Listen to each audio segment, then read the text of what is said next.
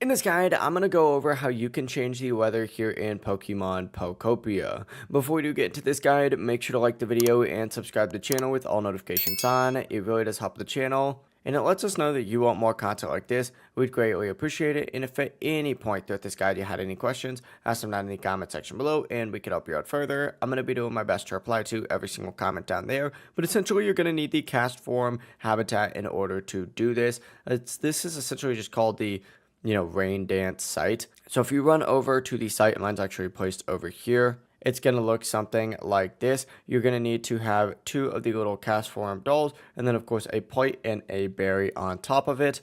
And from here, you just have to bring really any Pokemon over and have it eat the food at the site. From here, really just grab that Pokemon, say follow me, and then have them walk up here. They'll start doing a rain dance and you guys will be good to go. That really is the entire process. If you had any questions, ask them down in the comment section below and we could help you out further. I'm going to be doing my best to reply to every single comment down there. Before you do leave this guide though, make sure to like the video and subscribe to the channel with all notifications on. It really does help us out and it lets us know that you want more content like this. We'd greatly appreciate it. Have a great rest of your day though. Peace.